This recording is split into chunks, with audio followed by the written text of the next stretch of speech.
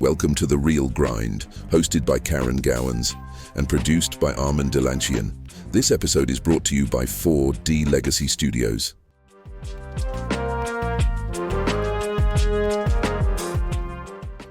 Hey everyone, welcome back to The Real Grind. I'm your host, Karen Gowans, and today's episode is brought to you by 4D Legacy Studios and produced by Armen Dilanchian.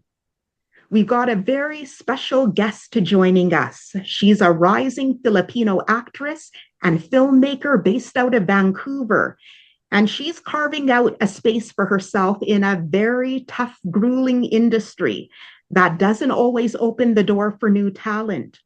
Her name is Lumen, and trust me, you're going to want to lean in for this one. We're diving into the raw, the real, and the rapidly changing world of acting. So, the uphill climb of getting seen when you don't have the connections, the followers, or the famous last name. We'll also discuss the process of getting funding for film projects. You got to have the moolah, you've got to get the dough rolling in. So let's jump in. Welcome to The Real Grind, Lumen. Thank you for being here. Hi, Karen. Thank you so much for having me. I'm really excited to be here. Fantastic. So, your journey as an actress and filmmaker is currently being documented through your 10,000 Hours series. And you've got some really amazing content on YouTube. And your series has given 4D Legacy Studios the opportunity to learn more about who Lumen is. And many of the subjects that we'll be exploring during this episode are mentioned in your YouTube video series. Now, can you tell our listeners what the 10,000 Hours series is about and how the ideas of Malcolm Gladwell and Julia Cameron have impacted your journey? Yeah, for sure. So I knew that I always wanted to create a social media series of some sort, documenting my journey. But for me, it was challenging to create content, set aside time to do it. But when I realized that documenting my everyday processes was a lot easier than trying to create something out of the blue, it made it so much easier for me. And it was challenging, I guess, to think about what I wanted to put out into the world when honestly, I felt like all I did was work. Hmm. So, and then I picked up the book Outliers, and this was a few years back, and I really was fascinated about the idea of 10,000 hours because I think it's interesting that even if you are the most talented person in the entire world, you still need to put in the work, right, to make your dreams come true. And so I figured if I want to do anything, I might as well do it well.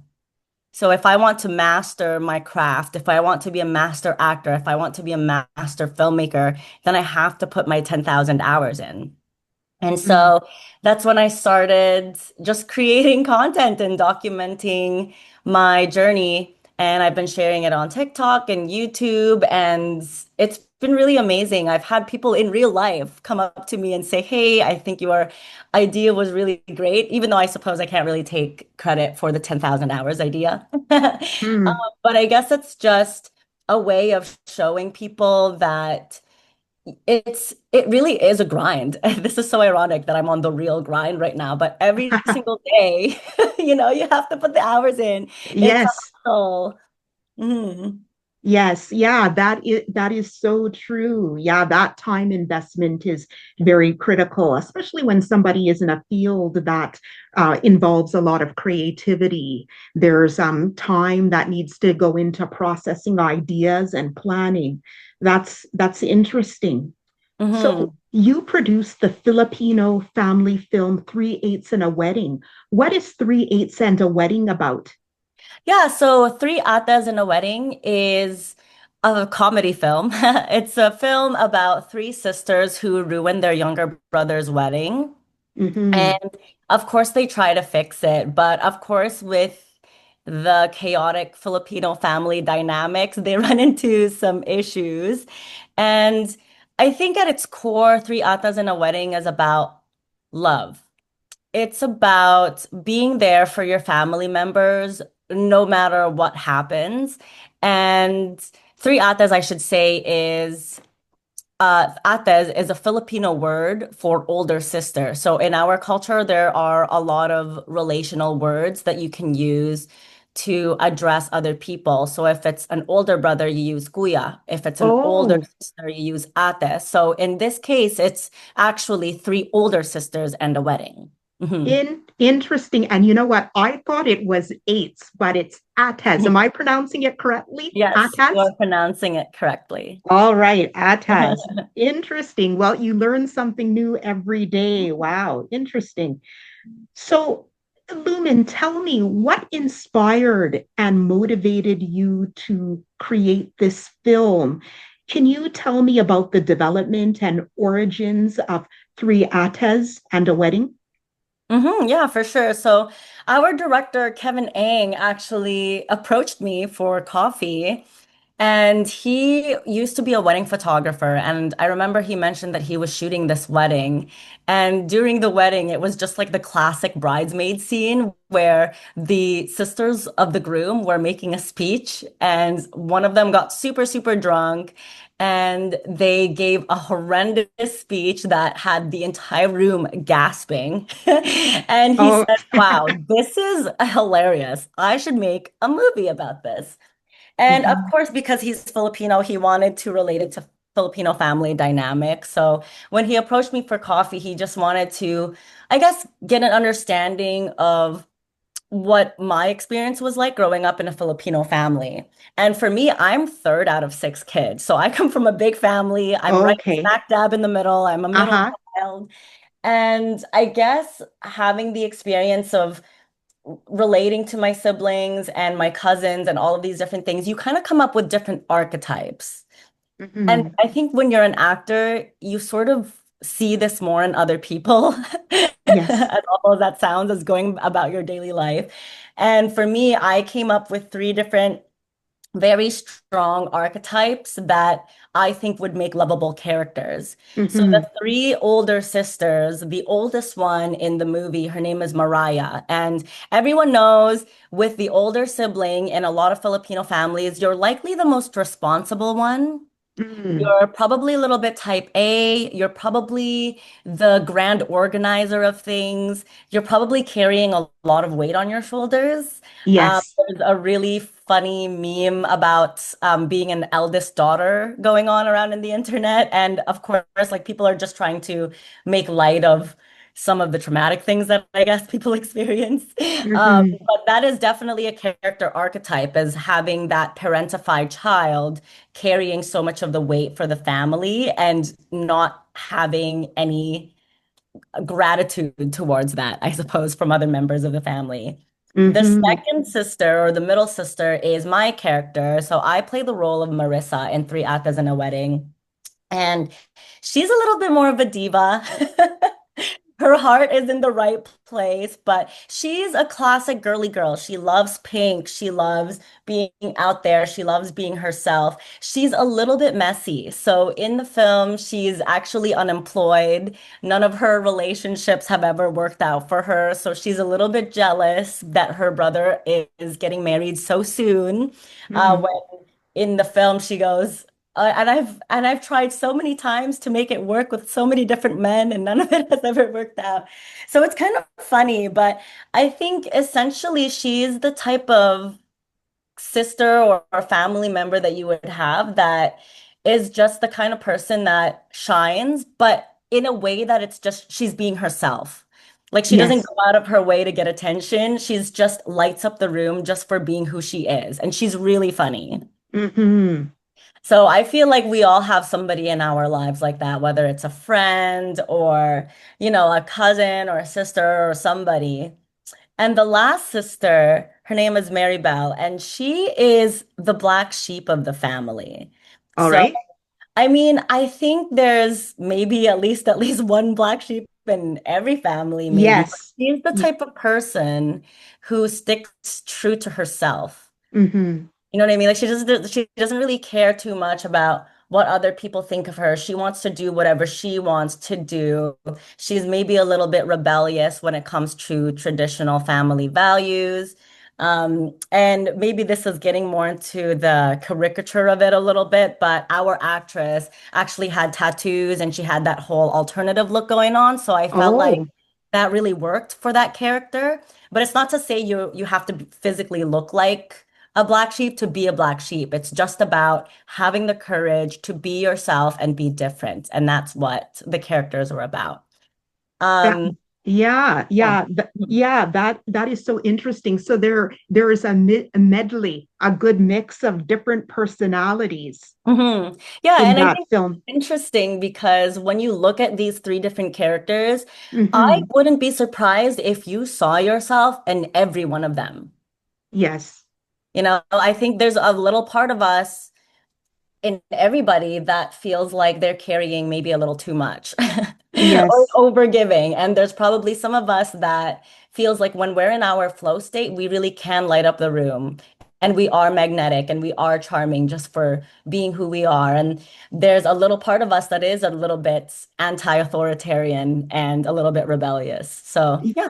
Yes, yeah. Obviously, there can be many facets to a person's personality, right? It's a spectrum, Mhm. and it's never about one dominating personality all the time, but different situations can bring out the different characters in us. And it's Yeah. interesting that you mentioned that, a black sheep doesn't have to necessarily look like the stereotypical black sheep.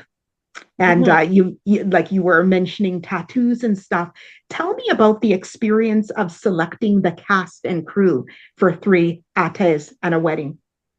Yeah, it's actually the situation where you already had an actor in mind for it. Hmm. So as I was sort of developing this with our director, Kevin, he had already had some actors he had shortlisted in his mind because he had worked with them previously. And Hmm. when you're building a team for a film, it's really important to team up with people who you know are reliable, who you know are going to be able to deliver, and who you know are the right fit for the role. So we had come up with a short list of some actors that we had thought about, and everything worked out for the best. I think the characters were cast, or the actors were cast as the exact characters that they were in real life. So we're really happy with how it turned out. Interesting. Wow, that is great. That's phenomenal. And yeah, it's wonderful that you already had people in mind that would definitely help. Now, what was it like to select locations for the film? Yeah, so because the Three Atas in a Wedding film didn't have a huge budget, something that we were trying to be mindful of is the cost of what the location rental was going to be like day to day. And what Hmm. we actually did was we got really lucky. One of our team members, Carlo, had a community gym slash church that he was going to. And Mm. they reserved the weekend for us to shoot during our film. And we just had to make sure that all of the locations were set up in a way that everybody was going to be comfortable. Something that you have to sort of consider when you're making a film is making sure that the actors have a comfortable green room and that there's a background holding section, that there's a proper kitchen for crafty, all sorts of different things. But everything worked out for the best. I don't know. I think we just got super lucky with this film because we also got this location for free. So, yeah. Well, Lumen, I think you are the queen of resourcefulness. I know that you're very good with finding opportunities and using creativity, and not just in terms of like maybe the aesthetics of producing a film or coming up with a script, but you're creative in the sense of seeing that bigger picture, what you need to produce the film, and then tapping in to your social and professional network to get what you need. Oh, That's well, I really appreciate that, Karen. That's really nice. yeah, and I know you're also an entrepreneur. You've got a company, Enlighten Media Inc. And yeah, like you have acquired so many transferable skills from your different business experiences, and that must really translate into filmmaking, everything from like the pre-production to selecting your cast and crew. So, wow, wow, very, very interesting stuff. Now, with three ates and a wedding, it Mhm. involved you being both the producer of the film as well as one of the actors in it. What do you feel are the advantages and disadvantages of actors embarking on becoming filmmakers in order to generate acting work for themselves? That's a great question. I think the primary advantage of actors also going into producing is that you can create work for yourself, you can create opportunities for yourself, and you can write roles for yourself so that I guess in a sense, audiences can see you in a character type that they've maybe never seen you in before.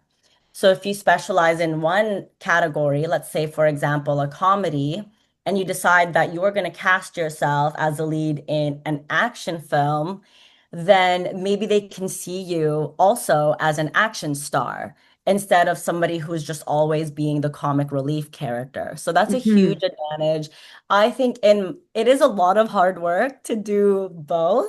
But I think it is also an advantage to be in that position where you are doing the heavy lifting and you are doing the hard work. Because from my experience, if you maximize your opportunities, there are a lot more doors that will open up for you.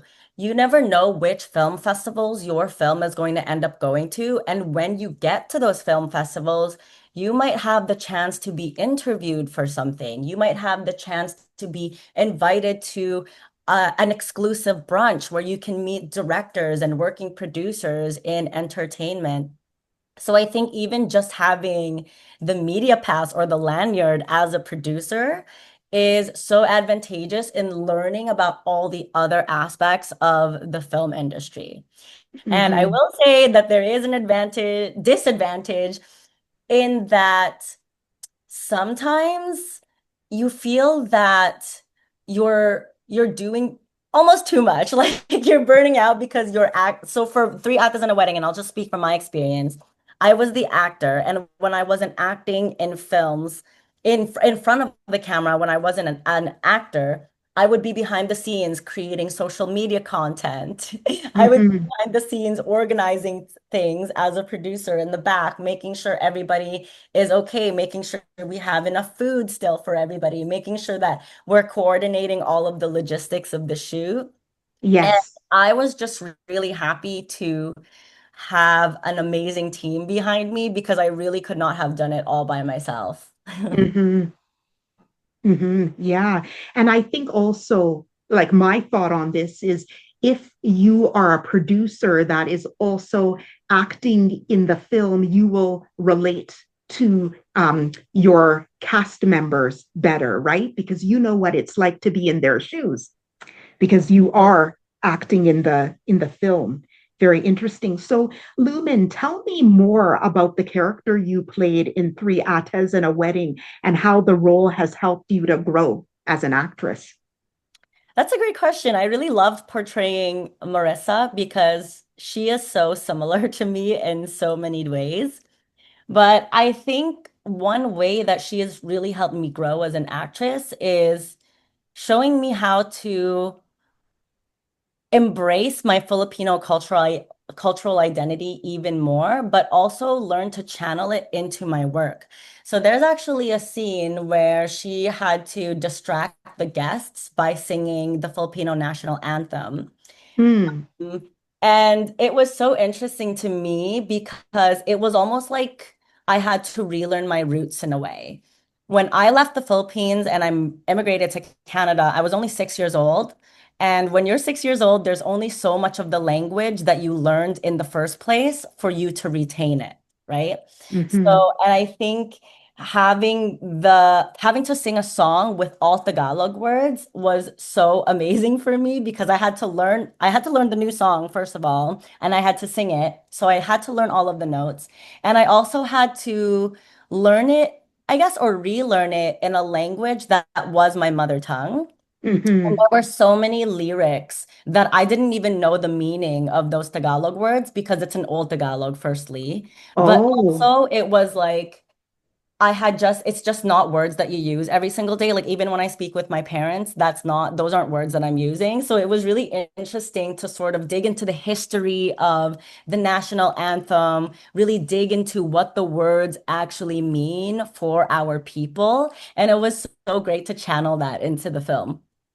wow, wow. That you know what? That's really eye-opening. And I think the fact that you actually have a background in singing. I know you're multi-talented. You've even dabbled in modeling. You've done singing. You play the piano, and I know that when it comes to singing, you've got an exceptional range. I remember reading something on the internet about your range, like what Oh, you could do, what you can do with your voice. Feel free to show off now. What's your range in terms of singing? I think it varies day to day, actually. I am really grateful to work with an amazing vocal teacher. Her name is Mm, Rocky Riobo, and she was the one who actually helped me discover my range, my head voice, and my mix voice and all of the different combinations that you can use to sing a song. So I mhm, think right now my vocal range is C3 to A5. I would just have to, I mean, I've been practicing, so maybe it's a little bit different now and it might have been expanded a little bit more, but there are definitely some days when I'm like feeling a little bit tired and I'm like, okay, I got to take it easy and then maybe work up to the A5.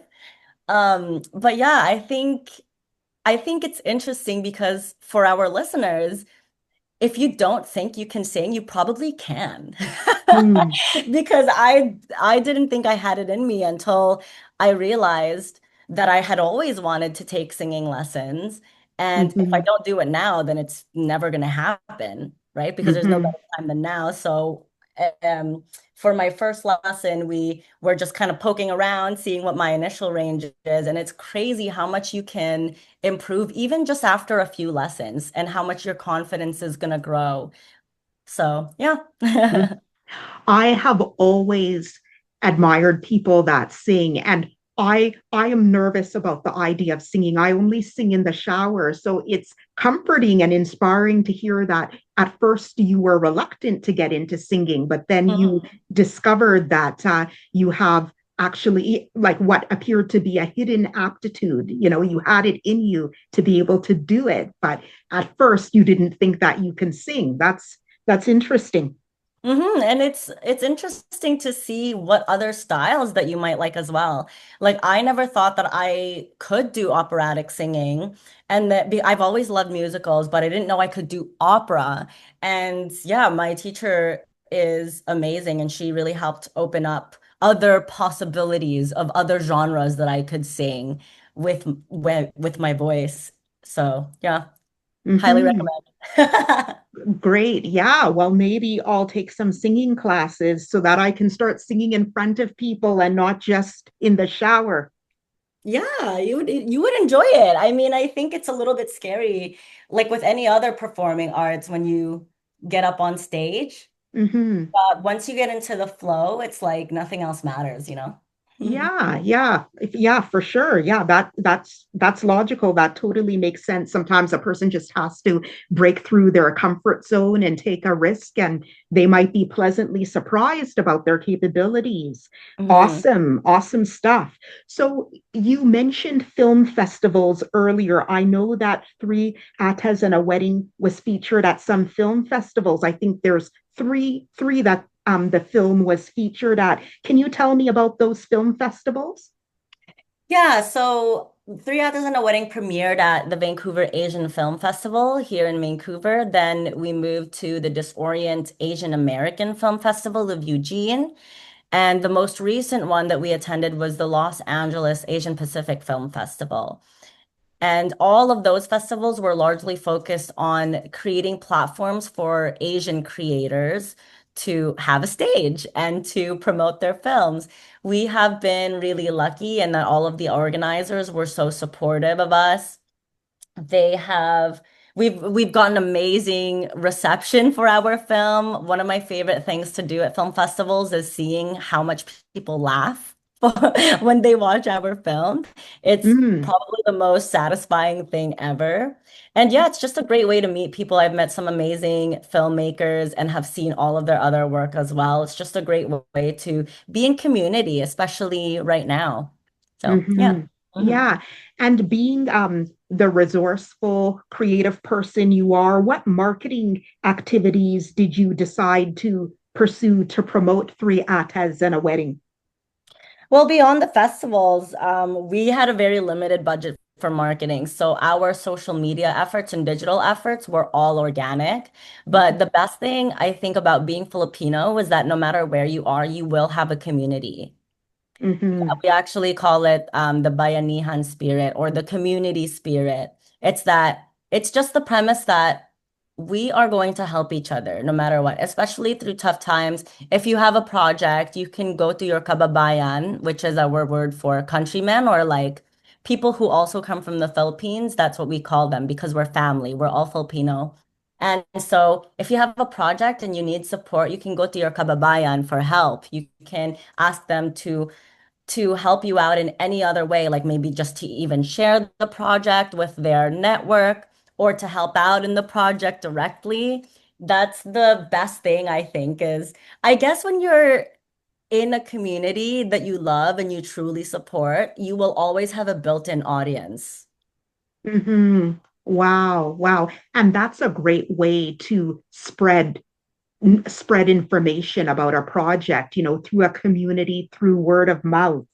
And Mhm. it's nice to have that instant audience or an instant fan base through your cultural community. And what is the name of that again? Did you say Kalababa? I just want to make sure that I caught that. Kababayan. Kababayan. Interesting. Mhm. Wow. Wow. That's remarkable. That's a really, really fantastic resource to be able to rely on. And yeah, it's great to have that kind of support. Mhm. Now, Three Atas and a Wedding is a film, but my understanding is you would like to develop a TV series out Mhm. of Three Atas and a Wedding, and you've been seeking funding. Can you provide our listeners with information about the various organizations that provide grants to filmmakers?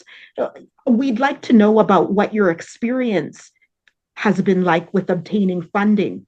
Yeah, of course. So, because we're based in Canada, a lot of the funding bodies that we're seeking or applying to is based in Canada. That being said, they're very competitive. And the last one that we applied to, it's called the IPF or the Independent Project Fund. I believe there were over 200 applicants for the grant, and they were only able to fund 20. So as Really? you can Hmm. imagine, the competition for these grants is very tough. There's also a different program that I had submitted a different project to. It's called Tell a Story Hive. And from what I understand, they had over 500 applicants. And it's the same thing. They can probably fund maybe 20 to 25 projects. So it is very tough. I honestly think that after experiencing what it's like trying to receive funding for films, I have a newfound appreciation for any show that's made ever because it is a miracle that anything gets made. Hmm. Now that I'm like understanding how tough the competition is for all of these processes, yeah, it just makes you a little bit more grateful that all of the shows that you've loved previously even exist at all. But I think beyond that, there's a lot of creative ways that you can get funding as a filmmaker. You can always turn to private investors. I think that strategy might be more popular in the United States. So that's a different thing. You can also go to a broadcaster. So if you approach approach a broadcaster. You can ask them, you can pitch the show to them and say, hey, your audience would love this. They might offer you development funding. They might offer you production funding. The Three Atas and a Wedding short film, what I actually did was I sought sponsorships from small businesses that I felt were in alignment with our community. So I approached Mhm. brands and businesses that I know my people were already using, that I knew my people already loved. And told them, hey, like we have this film that we think our community and our Filipino brothers and sisters is going to absolutely enjoy. And if you'd love to be a part of it, we have some sponsorship placements available. We have some logo placements or ad placements or product placements available. And we had a few sponsors that we secured, and they were all really happy with the way that their products and services were integrated into the film in a natural way, but in a way that it's like, okay, great. Like we have support from our entrepreneurial community as well. So we were really lucky to have that source of funding too. But yeah, I mean, I think with every producer, one of the main challenges is getting funding. Unless it's not a challenge for you and you are a producer and you're listening to this, then I need to learn from you because I need to take note. Yeah. Yeah. So many people think of Telefilm Canada. Well, many Canadian filmmakers think of Telefilm Canada as a Mhm, resource when it mhm. comes to obtaining funding. What are your thoughts on Telefilm Canada? Any insights to share? Yeah, I mean, I think with any funding body, it's just a matter of following the process. They have a very extensive guide to applying. So it's just making sure that you have all of your ducks in a row, all of your deliverables are in order, and seeing if you actually qualify based on the project specifications. That being said, I think with all of these funding bodies, it's a challenge if you don't get it the first time. So if you don't receive funding the first time, what actually happens is that you have to wait another year to apply Really? again. Mm, Yeah, so the applications only come once a year, and if you don't get it that year, then some of them, I don't know, I'm not unsure about Telefilm, but I think it might be listed on their website. But some of them you can apply a second time, but if you don't receive the funding a second time, then you can't apply for it anymore. So I think the challenge, especially with filmmaking, is about the resilience of really believing that your project needs to be put out into the world. Because if you don't get the funding the first time, are you prepared to wait another year to apply for money to get it made again? You know what I mean? Like, would you still feel the same way about these characters? Would you still feel the same way about the premise of this project? When by the time your project gets made, where is the world? Where is our collective consciousness at? And will it be properly received? Because I think with some comedy shows, especially, what was funny back then may not be acceptable now, right? hmm. Because our humor has developed, our tastes have changed. Yes. So it's Yes. just a matter of, honestly, sometimes it's luck and it's about timing. Hmm. So, can you walk me through the process? So, just imagine that somebody has absolutely no knowledge of obtaining funding. How should they get started? Should they start Googling and use keywords like funding, filmmaking? Should they go on YouTube? What can they expect? Will there be an application form they complete? Or are some of the organizations open to cold calling? Can you shed any light on getting started, getting the ball rolling, and what to expect in terms of the format of applying for funding? Yeah, I think what's helped me a lot is just tapping into my existing network. So I'm Mm-hmm. really grateful to have mentors and film veterans who sort of navigate these things and understand all of the resources and what's required of each resource. And I think Mm-hmm. even just having a 15-minute conversation with them on the phone, they can help point you in the right direction and Mm-hmm. show you all of the different resources that you can look into. And from what I've seen as well, they a lot of these funding bodies actually encourage you to get in touch with them. Mm-hmm. Like if Oh, you're confused about any point in the process, you can just be like, or you can just call us. I think they really just genuinely like talking to filmmakers and hearing about our ideas and hearing about how we can bring it to life. And they want to be servicing us and they want to support us. So they're happy to clarify any of the details for applying for funding. But yes, majority of the time, it is going to be an application form. You do have to send over some materials, probably your pitch deck, definitely a budget. Definitely some information on how you plan to shoot it. What is the audio going to sound like? What are the visuals going to sound like? And I think an important thing in every application is your team. Who's on your side? Who do you have a development executive with 20 plus years of experience who can mentor you and guide you and have their name attached to the project? Um, Somebody with more notoriety, I guess, somebody mm-hmm. with more experience, somebody more seasoned. And then who are the other team members? Who is your director? Who is your line producer? Who is your lead producer? Who is, all of these other, who are all the other people? And why are they the best people to tell this particular story?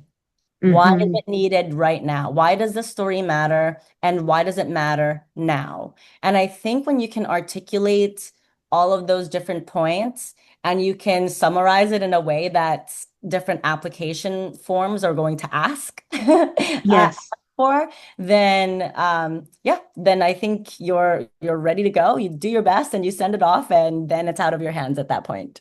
Yeah. Now you mentioned that the process requires filmmakers to be patient and there can be long wait times.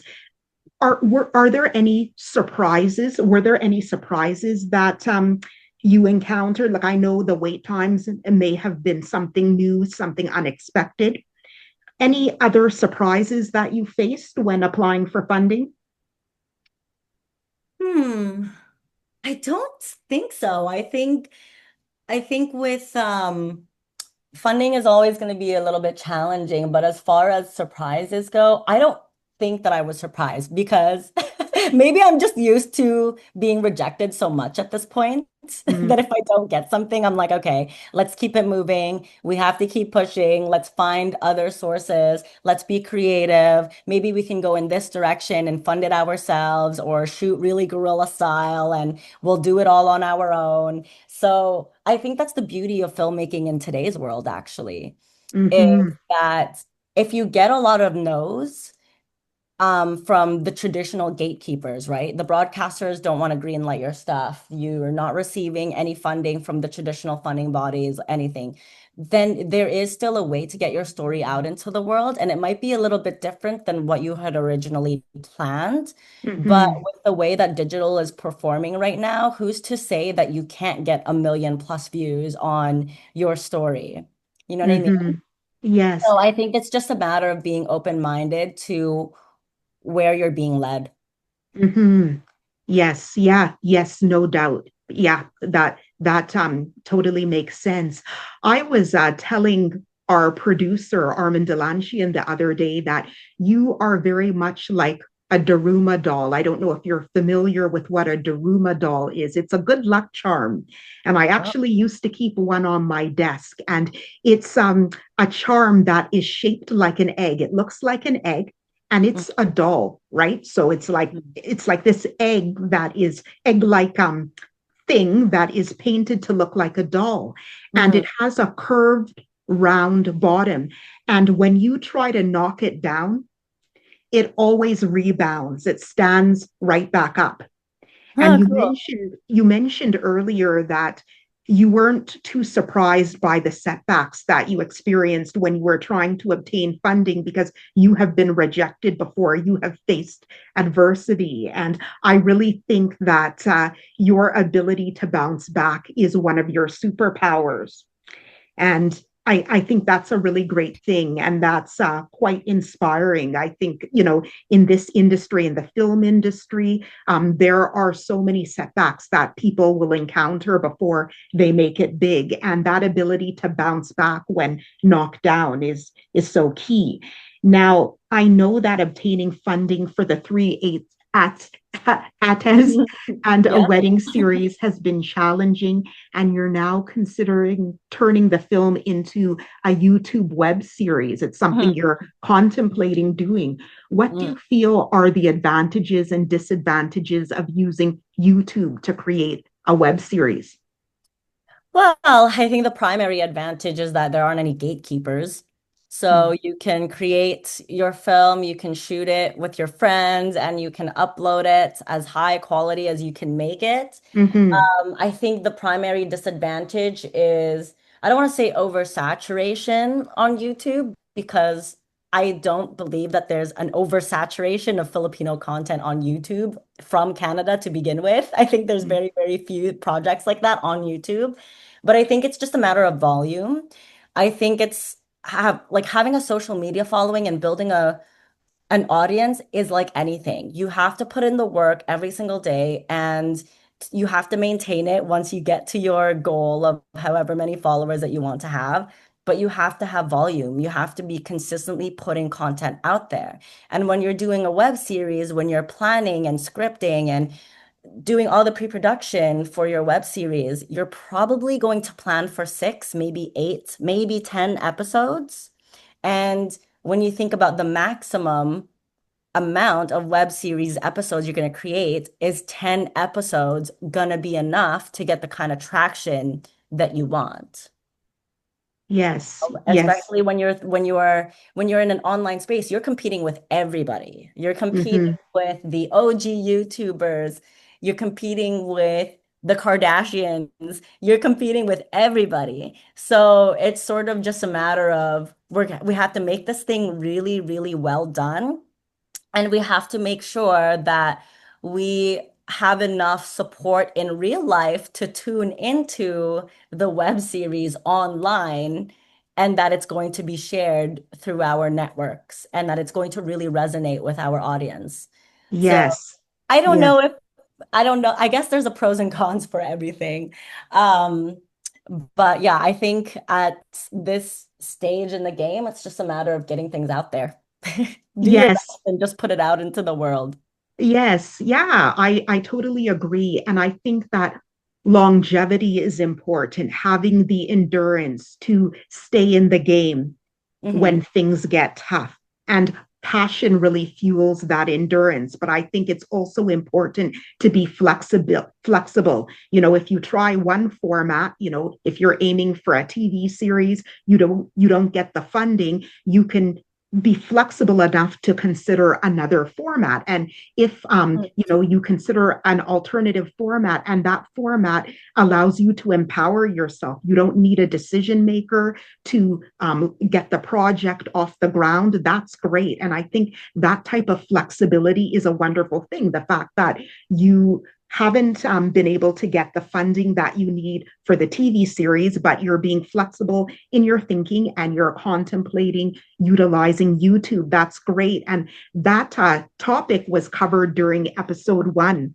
of The Real Grind. And I was talking about how everybody these days is self-publishing, and it's not just in the film industry. Somebody might want to become a rock star, they want to get in the music industry, and rather than dealing with executives at the music companies, they're going on Spotify and putting their work there. Or maybe somebody wants to have their own news show. They're not going to study broadcasting in university or whatever, they're going on YouTube and doing it. Even in the field of publishing, people aren't having to deal with literary agents anymore. They're self-publishing on Amazon. So I applaud you for empowering yourself and Thank you so being. much, Karen. That's really nice. You know You're what? I welcome. think it's almost like a requirement these days. Yes, yeah, for sure. Yeah, it's good to be resilient. It's good to be creative. Agility is very key. Hmm. Now, Lumen, I am so curious about how all of this began, how you became an actress. Now, before you became an actress and filmmaker, you worked in digital marketing and Mhm. you ended up being hired by a fashion company in Mumbai, India to do some Mhm. digital marketing work for them. And I'm aware that things happened in India that inspired you to pursue acting. Can you tell our listeners about what happened in India? Yeah, for sure. So I have a professional and academic background in business and marketing. So when I went to the University of Calgary, I joined a student work placement program called Isaac. And basically, the entire premise was to send students from Canada to other places in the world to develop their skills. And maybe they can work for startups and they can work or volunteer for different organizations, all these other things. And I was hired by a fashion company as a marketing coordinator and social media manager. So there were actually two companies, but I'll sort of just lump it into one for the sake of time. But basically, my entire job during that time of when I was living in India was to interview Bollywood celebrities on their latest projects. I would ask them about their fashion style. I would go to fashion weeks and interview them and ask them what designers they were wearing. And I would create content for social media with a team of 15 other editors and sales agents for the platform, the publication that I was working for. And it was an interesting experience for me because I remember being so inspired and also comfortable with the actors. And I felt that they were also very comfortable with me. And I remember I made really great friends with the TV actress. And I remember her saying to me, she was like, "What are you doing over there? You should be over here." As in, like, what are you doing on the media side of this red carpet event when you should be with us? And I was at the time, I just kind of laughed at it because I was like, what do you mean? Like, I put in so much work to get here. Like, I'm doing my degree, I'm working so hard in school. My parents weren't in a position to pay for my schooling, so I was working like three jobs at the time. And I was really like going after every single internship, like studying like crazy. And I was like, what do you mean? Because I put in so much work to be like in fashion and do PR and media and communications and things just for me to like trying to become an actor. Like that's so funny. And it was an interesting experience. Anyway, we're all a little bit wooey. I think every artist is going to be a little bit wooey, but with actors, we're especially wooey. And I remember my actor friend took me to this astrologer and she gave me a reading basically. Like I gave her my birth time and all these different things. And she actually confirmed that I was going to be an actor. And it was Wow. unfathomable to me at the time. And it's interesting how things happened. But yeah, I guess you're always in the right place at the right time, and no matter what you try to do, I guess you're just going to you're just going to end up where you're destined to be. So I don't know. I'm Yes. just happy to have been on this journey. I'm having a lot of fun. And I'm grateful for my time in digital marketing and media because it informed how I approach my acting business today. I think, Hmm. of course, acting is a craft, it's an art form, but it is still show business. And I think when you're on the other side of things, when you're in the marketing side and when you're working in the media side, you understand the business side of things for sure. So I think when I was working in that field, I was understanding how actors were marketing their films, how they were answering questions on the red carpet, how they were showing up at press junkets, how professional they were, how put together they were, how positively they talked about their teams. And so that was very eye-opening for me, especially now, because that's the kind of training that they don't really teach you in an acting class or an acting program. The media training, when you are promoting your film on a red carpet, that's not something that they cover in class, you know? So I think Yes. it's nice to have that understanding from the other side as well. And you also make friends with all of the people who work in media, which is a Yes. bonus too. Mhm. Yes.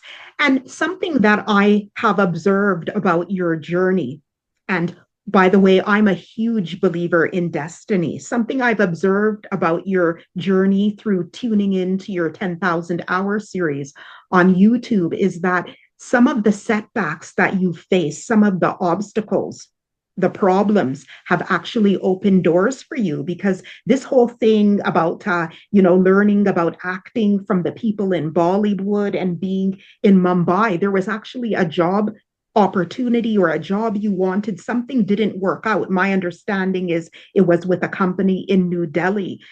Can you, provide any information regarding, how this was an example of like a chance encounter and serendipity, and how what was initially a problem or a setback opened a door for you? Because there was another company in India that you were interacting with. Am I correct? Yeah, you're right. Um, so rejection is redirection. And I remember when I had been trying to go for this internship with a makeup company in New Delhi, I really wanted that job. I really, like with my whole heart and soul, I really wanted that job because I really loved playing around with makeup and creating all sorts of different looks, watching makeup tutorials, all sorts of different things. And I thought that that would be a fantastic opportunity for me to go into beauty marketing. The visa situation didn't work out, unfortunately. I don't know for what reason. Maybe it was like for the city or for the country as a whole. But for whatever reason, I didn't get approved for a visa for that job. But I did get approved for one in Mumbai. Uh-huh. So, and I guess yeah, things that are not meant for you, no matter what you do, it's not going to happen because you were always meant to be somewhere else.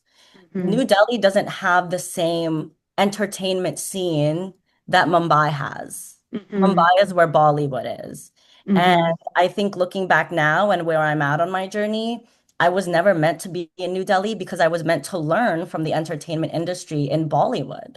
Mhm. Because I can see how a lot of those same principles and those same concepts translate to what I'm doing now. Mhm. So I think it's just sort of a funny way of God or the universe or a higher power, whatever you believe in, of protecting you.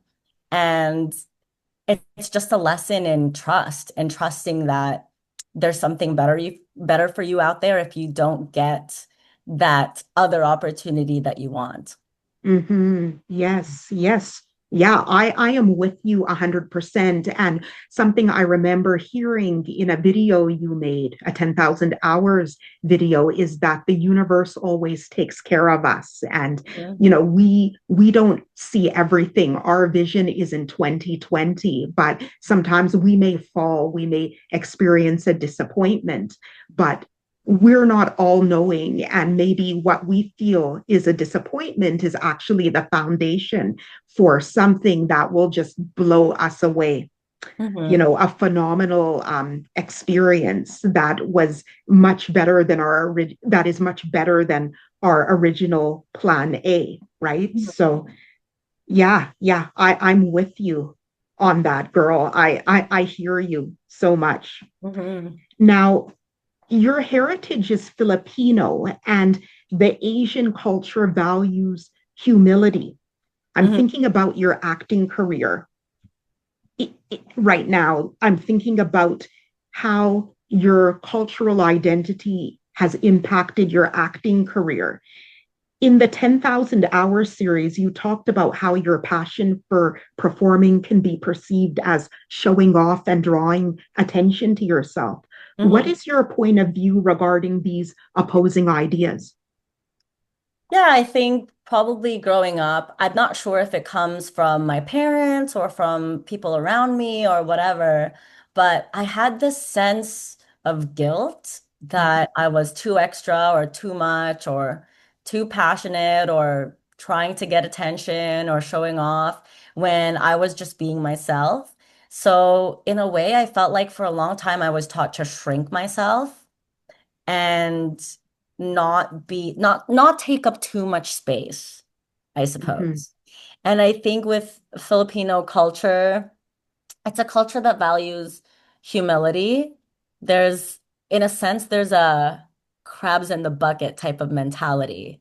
Mm-hmm. In Australia, they call it tall poppy syndrome, but the premise is that be good at what you do, but don't be too good that you're making people uncomfortable Mm-hmm. or they'll drag you down, basically. Mm-hmm. So but one thing that has really helped me overcome that was actually doing The Artist's Way. My journey with The Artist's Way by Julia Cameron has really helped me uncover a lot of those blocks and Mm-hmm. help me identify where they come from and why I think that way, even though it's not necessarily correct. And Mm-hmm. so after doing the program, I realized that I'm not really serving anybody by shrinking myself. I Yes. actually should be shining even brighter and allowing others to see my light because when I do that, I feel like it gives people permission to also be themselves. Yes. You know, when Yes. you're just being yourself and you don't care about what anybody thinks, you are so magnetic. You just have that, they call it star energy or it power or whatever it is. It's just about that inner quiet confidence that somebody has when they don't have to impress anybody. They don't have to prove themselves to anybody. It's just them being themselves, and you feel more comfortable with people like that because that means you also get to be yourself, and that's okay. Yes. And it's not Yes. just okay, it's actually celebrated. Yeah. And you know what? What you're saying about not trying to dim your light, it reminds me of something that I saw. It was in a home decorating store, and it was like this kind of plaque, or like it was like written out almost like a poem. And Hmm. it was a series of sentences, and it was on this topic of people not dimming themselves. And I remember the last sentence was about how allowing your light to shine empowers other people Hmm.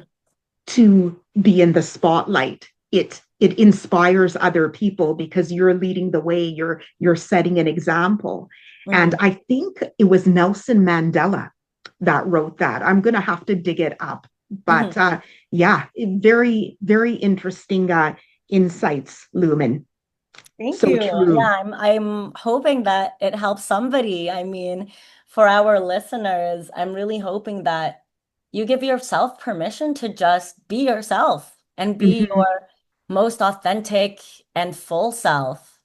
You know, Yes, people are not going to like it, but that's okay because the people who do like it, that's how they're going to find you. yes, yes. So, so true. Yeah, visibility is very Mhm. key.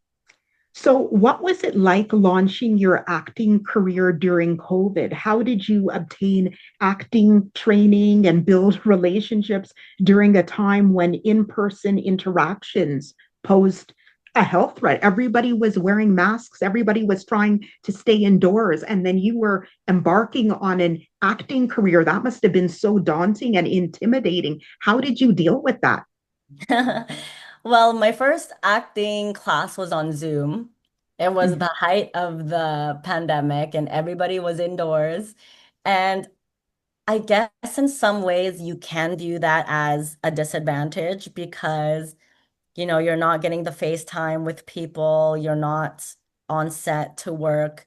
But for me, I thought it was an advantage actually, because at the time, all of these casting directors and all of these filmmakers, they weren't working. They weren't allowed. They weren't allowed to have any like sort of sets or anything like that that could possibly come in contact with people. So they were all offering their best tips online for free. If you did a little bit of research and a little bit of digging, you could find a webinar to tune into every single day where a casting director from LA or New York or Vancouver or Toronto or all of these other entertainment hotspots were sharing their best tips on how to be an actor. And it was there actually that I learned about self-tapes and the best tips and how to open an audition and how to close an audition and how to create a self-tape that was high quality and acting tips from acting teachers and how to get into your body and get into the moment and how to really listen to your scene partner. All of these different tips that I would have had to pay for in a class, I got for free. And looking back now, I think about how much time that has saved me because I would have made the mistake of sending in a self-tape audition in vertical format, for example, rather than horizontal. So those like silly little mistakes, right, that Mm. people make. I saved myself from having to make that mistake just because everybody was inside and offering all of these different Zoom workshops. So I thought it was really interesting, and I really liked the advantage of not having any boundaries. Because if your acting class is going to be on Zoom anyways, why not take an acting class from a teacher in LA who specializes in comedy if that's what you want to do? Or you can take an acting class from a theater expert in London who has done shows on the West End if that's what you want to do. So it was just I think there's a positive aspect to everything if you look for it. Yes, yes. And I really like the way you really look as at the glass as being half full in instead of half empty. You're an eternal optimist. And it's quite interesting the way you turned COVID into a resource, right? For generating opportunities. That's quite resilient. And yeah, that's great. Thank you so much for sharing that. You're So, welcome. Lumen, what was your experience like with finding a talent agent? Was it a smooth, easy process, or did you encounter any challenges? Mine was very smooth. I was very lucky. I participated in a beauty pageant, and from there, I went into modeling.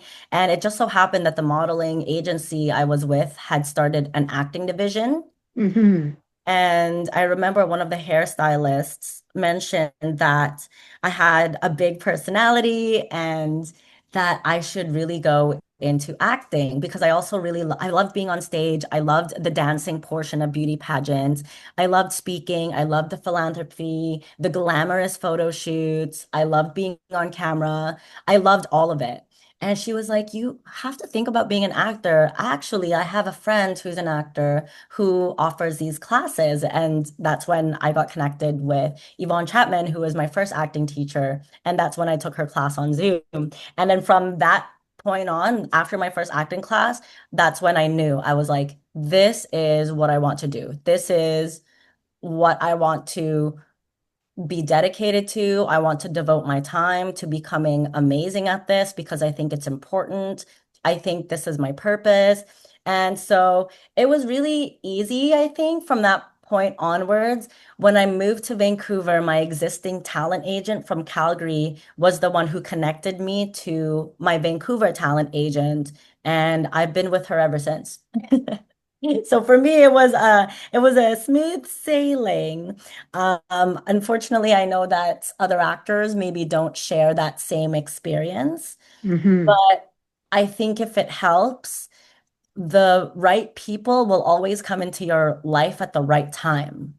Yes, yes. And So you'll it's always again, end up with the people you're meant to be with. So, yes. So it's again that destiny element coming in. mhm. Yeah, and I think Yes. it's just a matter of putting yourself out there. I think it's not just a matter of sitting around waiting and doing nothing for somebody to slide into your DMs or your inbox, It's you have to create your content. You have to, take part in theater productions or short film productions and send the link to people that you're interested in being represented by. Make sure that you have a custom email outreach for the talent agents you want to work with.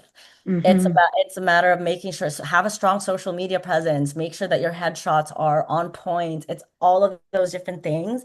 And eventually, I think once you're really putting yourself out there more in the industry, the right people will find you. I'm sure that a talent agent that is your dream to work with, they might see your short film or they might see your theater production and say, hey, this actor is really, something about them is just really calling to me. And I think I need to have a conversation with them. And I think I need to chat with them about representation or something. So you Mhm. really never know who's watching. It only takes one person to change your life.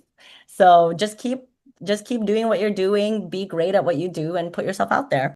Lumen, thank you so much for your honesty, all of your grit, and for sharing what the grind really looks like behind the scenes. To our listeners out there, if this conversation hit home, if you're chasing a dream or just rooting for someone who is, share this episode, leave us a review, and subscribe wherever you're listening. This episode of The Real Grind was brought to you by 4D Legacy Studios and produced by Armen Dilanchian. You can catch every episode on Spotify and follow us on YouTube for full interviews and behind the scenes content. Thank you for tuning in, and remember, every great performance starts with showing up. Thank you for listening to this week's episode of The Real Grind. Tune in next week for more filmmaking insights. This episode was brought to you by 4D Legacy Studios, where stories matter.